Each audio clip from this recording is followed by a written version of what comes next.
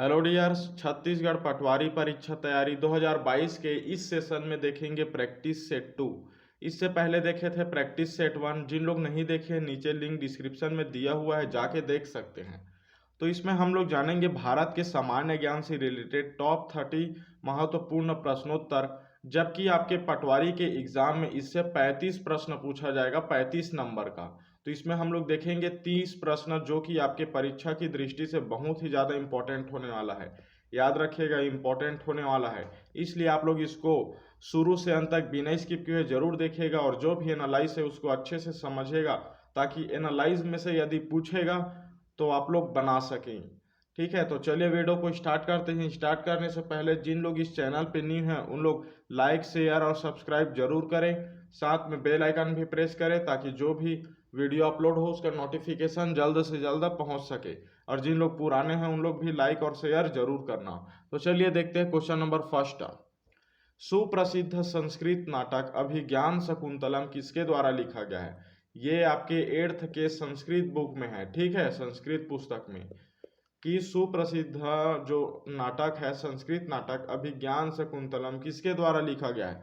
तो ये लिखा गया है महाकवि कालिदास के द्वारा। ठीक है, कालिदास के द्वारा।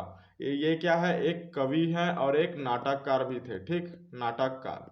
तो जो अभिज्ञान शकुंतलम है ये इनकी क्या है, नाटक है। इसी प्रकार जैसे कि मेघदूतम हो गया, याद रखना, मेघदूतम और रविवंशम ये बहुत ही ज्यादा इसके सुप्रसिद्ध नाटक हैं। ठीक है, रविवंशम याद रखना है दोनों को भी। चलिए देखते हैं नेक्स्ट क्वेश्चन नंबर 2। अति प्राचीन वट वृक्ष जिसे गीता ज्ञान से संबंधित माना जाता है, कहाँ है?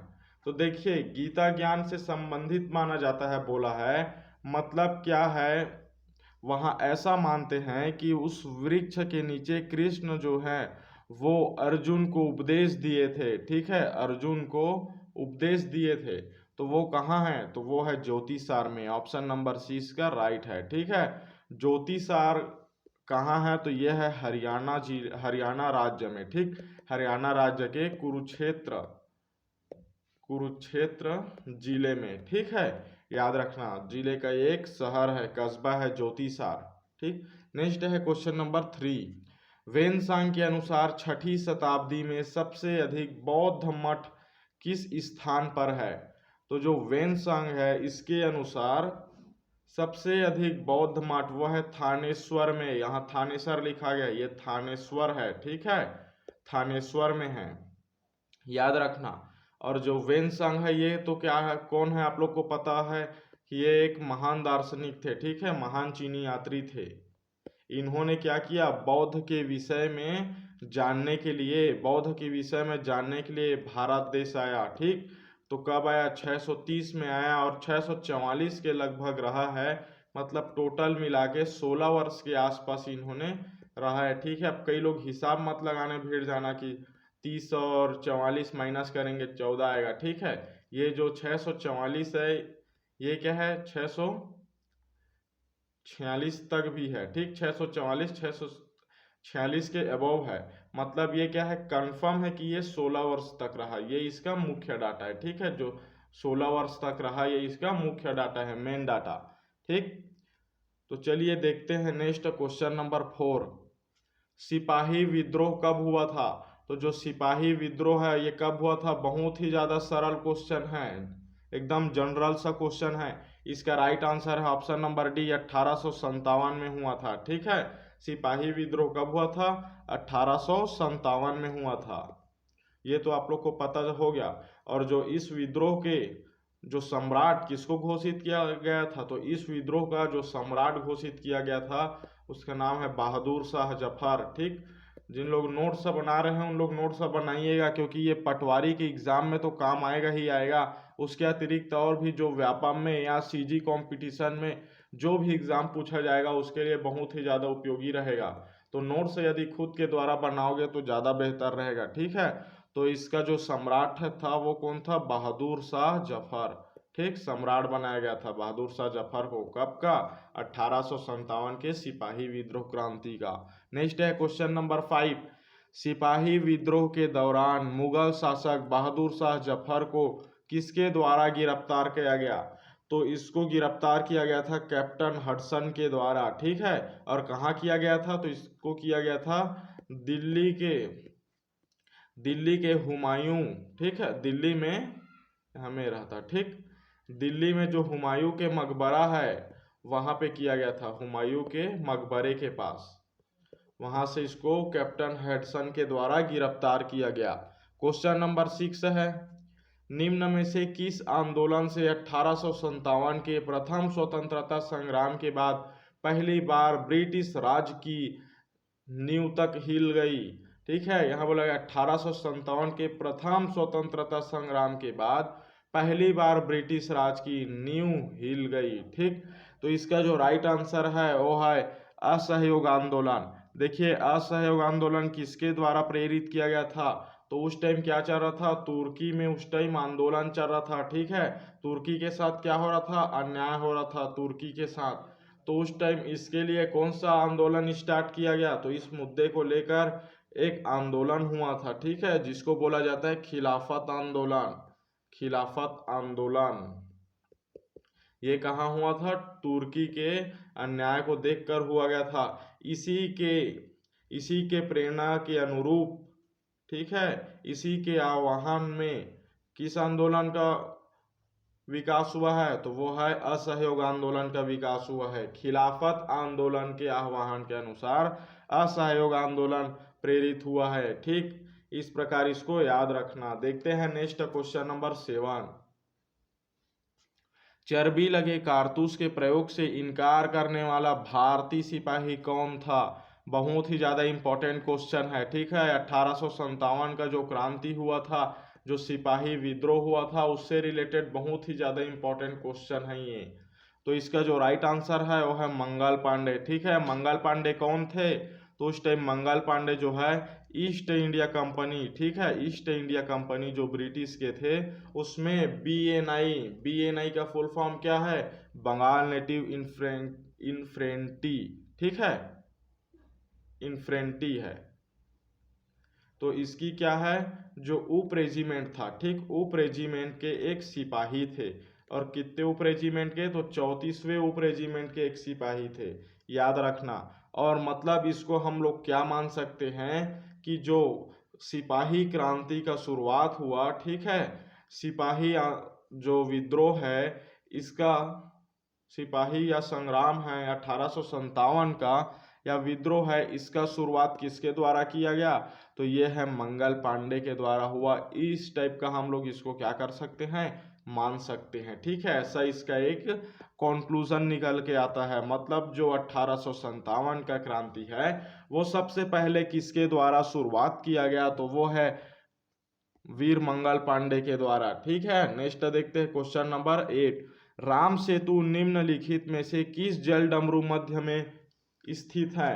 तो जो राम सेतु है वो पाक जलडमरू मध्य में स्थित है, ठीक है, पाक जलडमरू मध्य में। यहाँ ऐसा बताया गया है कि यहाँ 48 किलोमीटर, ठीक है, 48 किलोमीटर लंबा पुल है, ठीक। और इस पुल का उल्लेख किस में मिलता है? तो ये वाल्मीकि के द्वारा रचित रामायण में मिलता है, ठीक है, रामायण ग्रंथ में। रामायण क्या है? ग्रंथ है कि महाग्रंथ है? बताइए, कमेंट करके बताना, ग्रंथ है कि महाग्रंथ। और यदि ग्रंथ है, ठीक है, ग्रंथ है तो ग्रंथ क्या होता है? यदि महाग्रंथ है तो ग्रंथ और महाग्रंथ में डिफरेंस क्या है? कमेंट करके जरूर बताना। यदि आंसर नहीं पता है तो जो हिस्ट्री वाला क्वेश्चन का वीडियो मैं अपलोड किया था उसमें जाके देखिएगा। चलिए देखते हैं नेक्स्ट क्वेश्चन नंबर 9। मध्य भारत में मध्य प्रदेश राज्य से होकर गुजरने वाली पर्वत श्रृंखला क्या है? तो इसका जो राइट आंसर है वो है विंध्य पर्वत श्रेणी, ठीक है। इसको क्या बोला जाता है? टूटी फूटी पर्वत श्रेणी के नाम से भी जाना जाता है, ठीक है, टूटी फूटी, याद रखना। क्यों? क्योंकि ये क्या है, देखिए, इसका कुछ हिस्सा उत्तर प्रदेश में है, तो कुछ हिस्सा छत्तीसगढ़ में है, ठीक, तो कुछ हिस्सा गुजरात में है, तो कुछ हिस्सा बिहार में है।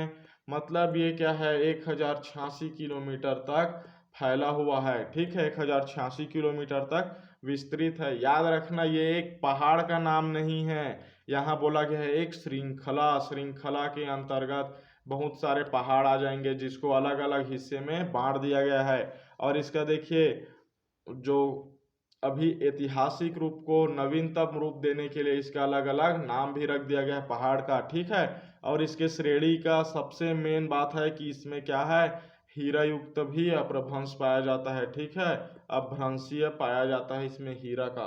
नेक्स्ट है क्वेश्चन नंबर 10, अरावली पहाड़ी का सबसे ऊंचा क्षेत्र जिसकी लंबाई 652 मीटर है उसे क्या कहा जाता है? तो उसको कहा जाता है हिसार पहाड़ियाँ, ठीक है। उसको क्या कहा जाता है? उसको कहा जाता है धसी पहाड़ियाँ। ऑप्शन नंबर सी इसका राइट है, ठीक है। ऑप्शन नंबर सी इसका राइट है, याद रखना। उसको क्या बोला जाता है? धसी पहाड़ियाँ बोला जाता है। नेक्स्ट है क्वेश्चन नंबर 11, निम्न में से कौन सा देश भूमध्य सागर तट को स्पर्श नहीं करते? तो यहाँ बोला गया भूमध्य सागर तट को, तो वो नहीं करता जर्मनी। क्यों नहीं करता? क्योंकि जर्मनी एक क्या है, यूरोपीय देश है, ठीक है। और ये क्या है, भूमध्य सागरीय जो इलाका है उससे क्या है, दूर में है, ठीक है, उससे क्या है, ऊपर के हिस्से में है, इसलिए ये क्या नहीं करता, स्पर्श नहीं करता। अब देखते हैं next question number 12, Ranjit Sagar बांध किस नदी पर बनाया गया है? तो जो रंजीत सागर बांध है वो बनाया गया है रावी नदी पे। ऑप्शन नंबर है इसका राइट है, ठीक है। इसको किस बांध के नाम से जाना जाता है? तो इसको थीन बांध के नाम से भी जाना जाता है। याद रखना, जो रंजीत सागर बांध है इसको थीन बांध के नाम से भी जाना जाता है। और ये बनाया गया है PSPCL के द्वारा, ठीक है, मतलब कि पंजाब सरकार PSPCL के द्वारा, ठीक है, पंजाब सरकार के द्वारा बनाया गया है, याद रखना, ठीक। नेक्स्ट है क्वेश्चन नंबर 13, बंगाल की खाड़ी में जल की निम्न लवणता देश देश के कारण होती है। तो किसके कारण होती है? तो वो होती है नदी के जल का अंतःस्त्रवण के कारण। ऑप्शन नंबर डी इसका राइट है, ठीक है, याद रखना। और ये नदी के जल का अंतःस्त्रवण, इसका मतलब क्या होता है? तो इसका मतलब होता है जहाँ नदी और क्या समुद्र, ठीक है, ये आके आपस में मिलते हैं उस स्थान में जो लवणता है वो निम्न मात्रा में होती है, ठीक। इसलिए इसको क्या मतलब जो क्वेश्चन में दिया, बंगाल की खाड़ी में जल निम्न लवणता के कारण होती है, तो वहाँ जहाँ नदी और समुद्र मिल रहे हैं वहाँ क्या होता है, निम्न लवणता, मतलब कि जल का अंतःस्त्रवण हो रहा है, ठीक है, जल का क्या हो रहा है, अंतःस्त्रवण हो रहा है। तो इसका राइट आंसर क्या हो जाएगा? इसका राइट आंसर हो जाएगा ऑप्शन नंबर डी, ठीक। नेक्स्ट देखते हैं क्वेश्चन नंबर, और यहाँ देखिए क्यों, तो जो गंगा नदी है, गंगा नदी कहाँ जाके मिल रही है? बंगाल के खाड़ी में जाके मिल रही है, ठीक। और ब्रह्मपुत्र नदी कहाँ है? तो ये भी कहाँ है? बंगाल की खाड़ी में जाके मिल रही है, ठीक। तो इसके कारण क्या है, बहुत बड़ी मात्रा में वहाँ एक क्या बन रहा है, जहाँ पर नदी और समुद्र का मिलन होता है उस स्थान को क्या बोला जाता है? कमेंट करके बताना, देखते हैं किसको किसको पता है। चलिए देखते हैं क्वेश्चन नंबर 14, भारत के नियंत्रक और महालेखा परीक्षा CAG की नियुक्ति किसके द्वारा की जाती है? तो जो CAG है इसकी नियुक्ति किया जाता है भारत के राष्ट्रपति के द्वारा, ठीक है, भारत के राष्ट्रपति के द्वारा किया जाता है। और इसकी जो अभी मुखिया है वो कौन है? तो वो है राजीव महर्षि, ठीक, राजीव महर्षि इसका मुखिया है, ठीक है। नेक्स्ट है क्वेश्चन नंबर 15, निम्न में से किस आयोग या योजना ने स्वतंत्रता आंदोलन के दौरान उपमहाद्वीप के त्रिस्तरीय संघ की संस्तुति की है? तो इसका आंसर है option number C, cabinet mission, ठीक है। कब किया है? तो 1946 में किया है, याद रखना, कैबिनेट मिशन। नेक्स्ट है क्वेश्चन नंबर 16, भारतीय संविधान के अनुसार भारत के महान्यायवादी की नियुक्ति कौन करता है? तो जो भारतीय संविधान के अनुसार महान्यायवादी होता है उसकी नियुक्ति करता है राष्ट्रपति, ठीक है, राष्ट्रपति उसका नियुक्ति करता है। और भारत का महान्यायवादी किसको बोलेंगे? तो भारत सरकार का एक मुख्य क्या होता है, मुख्य कानूनी सलाहकार होता है, ठीक है, कानूनी सलाहकार होता है, जो कि क्या रहता है, भारत सरकार के जो उच्चतम न्यायालय है, ठीक है, उच्चतम न्यायालय इसके एक क्या रहता है, श्रेष्ठ वकील रहता है, मतलब एक प्रमुख वकील रहता है, वकील, वकील रहेगा तभी ना इसको कानून के बारे में पता रहेगा, तब भारत सरकार को कानूनी सलाह देगा, है ना।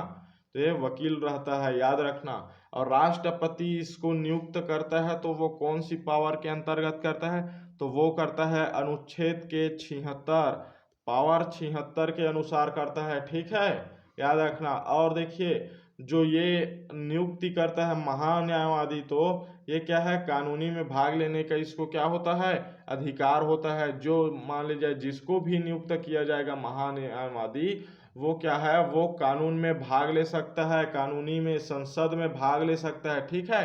संसद की जो कार्यवाही होता है उसमें क्या होता है, भाग लेने का अधिकार रखता है, लेकिन इसके पास मतदान करने का अधिकार नहीं होता, ठीक। मतदान करने का मतलब संसद में वो भाग तो ले सकता है, लेकिन संसद में किसी भी बिल को पारित होने के लिए, किसी भी योजना को पारित होने के लिए, उसके लिए सभी संसद के क्या होता है, एक चुनाव होता है। जिसका मत ज़्यादा होता है तो उस संसद को यदि पारित करना है, हाँ में जिसका मत ज़्यादा हो तो हाँ होगा, ना में जिसका मत ज़्यादा हो तो ना होगा। तो उस मत में ये महान्यायवादी जो है ये क्या करता है, भाग नहीं ले सकता, ठीक। तो चलिए देखते हैं नेक्स्ट क्वेश्चन नंबर 17। लोकसभा का 17वां स्पीकर कौन है, तो ये तो आप लोग को पता होगा, काफी फेमस है, ओम बिरला, ठीक है। ओम बिरला क्या है, लोकसभा का 17वां स्पीकर है, ठीक, याद रखना इसको। और देखिए सबसे पहले स्पीकर कौन था, तो सबसे पहले जो स्पीकर था वो कौन था, वो था जीवी मावलकर, याद रखना, जीवी मावलकर ये लोकसभा के सबसे प्रथम स्पीकर है, ठीक है। और जो ओम बिरला है ये कहाँ के निर्वाचन क्षेत्र से है, तो ये है राजस्थान के निर्वाचन, राजस्थान के जो कोटा है उसके अंतर्गत आते हैं, ठीक। नेक्स्ट है क्वेश्चन नंबर 18। एक विधेयक धन विधेयक है या नहीं, यह निर्णय करने का अधिकार निम्नलिखित में से किसके पास है, तो यह निर्णय करने का अधिकार होता है लोकसभा स्पीकर के पास, ठीक है। ये लोकसभा स्पीकर के पास रहता है। और इसको ये पावर किसके द्वारा मिला हुआ है, तो ये पावर मिला है आर्टिकल जो अनुच्छेद है 110(3) के तहत मिला है, 110(3) के तहत याद रखना, ठीक है। और इसमें ये बोला गया है कि कोई भी विधेयक धन विधेयक है या नहीं, ठीक है, इसका जो मेन निर्णय करेगा वो करेगा लोकसभा अध्यक्ष, सॉरी स्पीकर, ठीक है। और इसी को क्या बोला जाता है पता है, यह जो होता है विश्व का सबसे बड़ा रिफाइनरी कहलाता है, विश्व का सबसे बड़ा रिफाइनरी, इसका पावर, ठीक है, जो कि आर्टिकल 110 के 3 में है, ठीक। नेक्स्ट देखते हैं। और देखिए यदि मान ले जाए ये निर्णय कर एक बिल पारित हुआ, ठीक है, एक वित्त विधेयक पारित हुआ जिसको ये बोल देगा कि ये क्या है, एक धन विधेयक नहीं है, तो इसको राष्ट्रपति हो चाहे संसद का कोई भी हो या पूरा सदन हो, वो अस्वीकार नहीं कर सकता, अस्वीकार नहीं कर सकता। इसके द्वारा बोला गया कथन को स्वीकार करना ही पड़ेगा, ठीक है, चाहे कुछ भी हो जाए। नेक्स्ट देखते हैं क्वेश्चन नंबर 19। लोकसभा के सदस्य के रूप में चुने जाने की न्यूनतम आयु है, तो लोकसभा सदस्य के रूप में चुने जाने की न्यूनतम आयु कितनी है, तो वो है 25, ठीक है।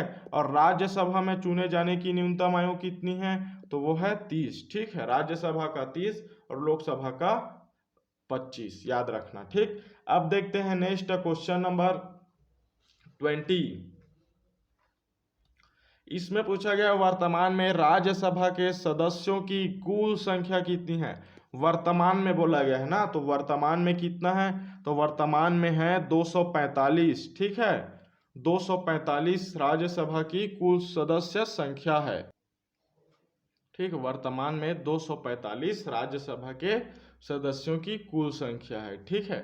अब देखते हैं नेक्स्ट, राज्यसभा के कितने सदस्य होते हैं, वहां बोला गया था वर्तमान में कितने हैं, लेकिन यहां बोला गया कितने सदस्य होते हैं, तो इसका राइट आंसर क्या होगा, इसका राइट आंसर होगा ऑप्शन नंबर बी 250, ठीक है। जिसमें से क्या रहता है 12 सदस्य है वो राष्ट्रपति के द्वारा मनोनीत किया जाता है, राष्ट्रपति के द्वारा, जिन्हें क्या के लिए साहित्य, विज्ञान, कला, सामाजिक, सेवा, ये सबसे रिलेटेड जानकारी के अनुभव प्राप्त होता है, ठीक है, जो 12 सदस्य होता है उसको। और जो 238 है वो क्या रहता है, संघ शासित क्षेत्र का प्रतिनिधित्व करता है, ठीक। और हर द्वितीय वर्ष में याद रखना, प्रत्येक द्वितीय वर्ष में क्या किया जाता है, तो प्रत्येक द्वितीय वर्ष में 1/3 को निकाल दिया जाता है, मतलब सेवानिवृत्त किया जाता है, ठीक। निकाल दिया जाता है नहीं बोल सकते, सेवानिवृत्त किया जाता है, ठीक है। क्वेश्चन नंबर 22 है, निम्नलिखित में से कौन सा कारक औद्योगिक स्थानांतरण के लिए जिम्मेदार नहीं है, तो इसका राइट आंसर हो जाएगा, वो हो जाएगा जनसंख्या घनत्व, क्योंकि जो औद्योगिक स्थानांतरण है वो बाजार पर, पूंजी पर और पावर पर, ये तीनों पर क्या करता है, ये करता है डिपेंड, ठीक है। क्योंकि यदि वहाँ अच्छा मार्केट नहीं होगा तो वहाँ कैसे औद्योगिक स्थानांतरण, औद्योगिक कैसे बना सकते हैं औद्योगिक, ठीक है। जहाँ पूंजी नहीं होगा तो आप लोग औद्योगिक कैसे बना सकते हैं, या उसको औद्योगिक उद्योग जो है उसको खड़ा करने का आपके पास पावर नहीं होगा तो आप लोग कैसे खड़ा कर सकते हैं, तो इसका राइट आंसर हो जाएगा ऑप्शन नंबर बी, ये क्या है, जिम्मेदार नहीं है। क्वेश्चन नंबर 23 देखते हैं, PQLI, ठीक है, क्या है PQLI, ठीक, किसका संक्षिप्त रूप है, तो इसका जो राइट आंसर है वो है ऑप्शन नंबर ए। PQI हो का मतलब होता, IL का मतलब होता है PQLI, सॉरी ना PQLI, ठीक है, याद रखना PQLI का मतलब होता है physical quality of life index, ठीक है। ये क्या करता है, किसी भी देश के जो जीवन है, ठीक है, जीवन और कल्याण की गुणवत्ता को क्या करता है, मापता है, ठीक। PQLI जीवन और कल्याण की जो गुणवत्ता है, ठीक है, उसको गुणवत्ता को मापता है, ठीक। और ये क्या है, मॉरिस के द्वारा, किसके द्वारा, मॉरिस के द्वारा 1970 के दशक में क्या किया गया, विकास परिषद के लिए विकसित किया गया, किसके लिए, विकास परिषद के लिए विकसित किया गया, ठीक है। याद रखना किसके द्वारा, तो मॉरिस के द्वारा 1970 में। नेक्स्ट है क्वेश्चन नंबर 24, भारत का आर्थिक सर्वेक्षण निम्नलिखित में से कौन सा मंत्रालय प्रकाशित करता है, तो भारत का आर्थिक सर्वेक्षण है तो आप लोग को पता होगा कि वित्त मंत्रालय के द्वारा प्रकाशित किया जाता है। वर्तमान में वित्त मंत्री कौन है, कमेंट करके बताइए वर्तमान में वित्त मंत्री कौन है। नेक्स्ट है क्वेश्चन नंबर 25, जनसंख्या का अशोधित घनत्व निम्नलिखित नाम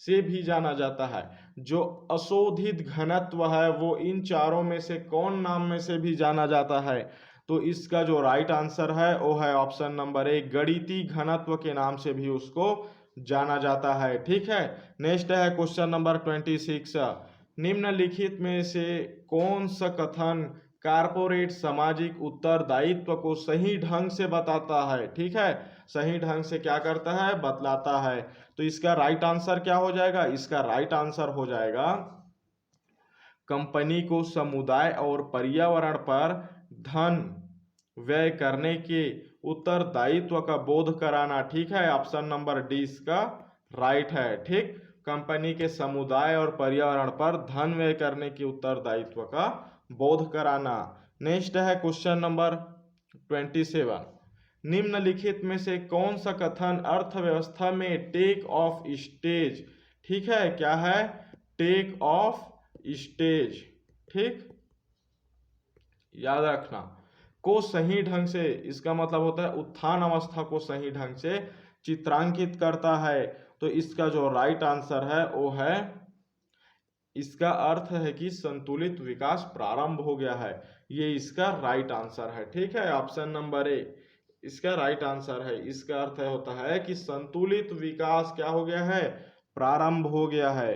अब देखते हैं नेक्स्ट और इंपॉर्टेंट क्वेश्चन, ठीक है, तंबाकू से टॉपिंग का मतलब क्या होता है, तो इसका मतलब होता है पत्तियों को हटाना, ठीक है, तंबाकू से पत्तियों को हटाना को बोला जाता है टॉपिंग, ठीक है, टॉपिंग मतलब क्या होता है, जिसको आपके सीजी छत्तीसगढ़ी भाषा में, हमारे जो छत्तीसगढ़ी भाषा इसमें क्या पछिन्ना, आप लोग पता है कि नहीं, पछिन्ना वर्ड जानते हो कि नहीं? ठीक है, नहीं जानते होगे तो उन लोग पूछ लेना, अपने दादी दादा से बता देंगे। ठीक है, तो इसका राइट आंसर क्या आ जाएगा? ऑप्शन नंबर बी, पत्तियों को हटाना। ठीक है, तंबाकू में टॉपिंग का मतलब होता है। क्वेश्चन नंबर 19 है, परागण किसमें होता है? तो जो परागण है वो होता है, वो किसमें होता है? वो होता है फूलों में। परागण किसको बोला जाता है? बायोलॉजी वाले स्टूडेंट को पता होगा। ठीक है, जब किसी पुष्प का पराग कण को निकाल कर, मान लीजिए कोई एक पुष्प है, ठीक है, इसके पराग कण को निकाल कर, इसके पराग कण को निकाल दिए और किसी दूसरे पुष्प या किसी दूसरे पौधे के पुष्प, ठीक है, या इसी पौधे के दूसरे पुष्प या किसी दूसरे पौधे के पुष्प तक पहुंचाया जाता है। ठीक है, तक क्या किया जाता है? पहुंचाया जाता है। तो इसको क्या बोला जाता है? परागण। मतलब देखिए कि ये एक फूल है, ठीक है, और इसी के शाखा में एक और फूल है, और यहाँ दूसरा पेड़ है जिसमें एक फूल है, तो यहाँ एक मान लीजिए परागण है। ठीक है, परागण है, तो इसको निकाल कर, इस परागण को निकाल कर दूसरे पुष्प में इस पेड़ के या फिर किसी थर्ड पार्टीशन, तीसरे जो है, ठीक है, तीसरा फूल है, मतलब दूसरा पेड़ के जो फूल है उस तक पहुंचाया जाता है। इस क्रिया को बोला जाता है परागण। ठीक है, इसको बोला जाता है परागण। तो इसका राइट आंसर क्या आ जाएगा? फूलों में होता है। ठीक, नेक्स्ट और लास्ट क्वेश्चन है, क्वेश्चन नंबर 30। पौधों में डैश डैश प्रोटीन संश्लेषण में मदद करता है। तो कौन करता है? राइबोसोम करता है। ये तो आप लोग को पता हो गया होगा कि बायोलॉजी वालों को, कि इसका आंसर क्या आएगा? राइबोसोम आएगा। ठीक है, जो राइबोसोम रहता है ये क्या करता है? एक प्रकार का प्रोटीन संश्लेषक होता है, प्रोटीन संश्लेषक। ठीक है, प्रोटीन संश्लेषक, उसमें क्या होता है? सहायता करता है प्रोटीन संश्लेषक में। और जो लिपिड होता है, लिपिड तो पता होगा ना आप लोग को, लिपिड उपापचयी होता है, उसके क्रियाओं में क्या करता है? सहायता करता है। तो इस प्रकार ये जो 30 क्वेश्चन है ये आपके परीक्षा की दृष्टि से बहुत ही ज़्यादा इम्पोर्टेंट है। याद रखिएगा, इससे ज़रूर पढ़िएगा, इस वीडियो से आप लोग ज़रूर पढ़िएगा। इसका जो भी एनालाइज भी बताया हूँ उसको आप लोग याद रखिएगा, क्वेश्चन इससे ज़रूर पूछा जाएगा। तो चलिए मिलते हैं नेक्स्ट वीडियो में। जाने से पहले लाइक शेयर सब्सक्राइब जरूर करें, साथ में बेल आइकन भी प्रेस करें, ताकि जो भी वीडियो अपलोड हो उसका नोटिफिकेशन जल्द से जल्द प्राप्त किया जा सकते हैं। तो मिलते हैं नेक्स्ट वीडियो में, आज के लिए बस इतना ही।